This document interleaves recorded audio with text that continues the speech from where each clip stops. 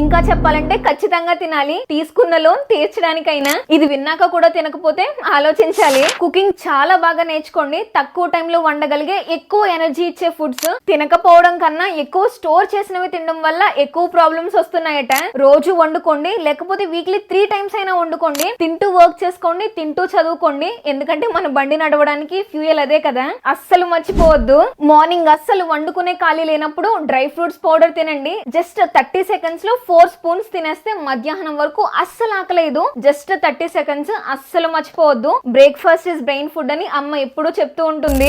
Dry fruits powder తో పాటు ఏదో ఒక ఫ్రూట్స్ బ్యాగ్ లో ఎప్పుడు ఉంచుకోండి. టైం కి తినకపోవడం వల్ల hormonal imbalance, gas issues, immunity problem, blood sugar imbalance, digestive issues, dental problems అన్ని వస్తాయి. అప్పుడు ఆరోగ్యమే మహాభాగ్యం అన్న సామెత కూడా గుర్తొస్తుంది.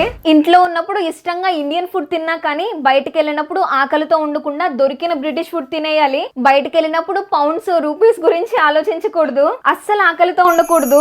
ఇండియా బ్రిటిష్ ఫుడ్ కాదు కదా, అసలు ఆకలితో ఉండకపోవడానికి చైనా ఫుడ్ అయినా తినేయాలి. అప్పుడే బతకగలము. ఇది మనకి చాలా లేట్ గా అర్థమైంది. ఇంకా చెప్పాలంటే ఖచ్చితంగా తినాలి, తీసుకున్న లోన్ తీర్చడానికైనా. ఇది విన్నాక కూడా తినకపోతే ఆలోచించాలి.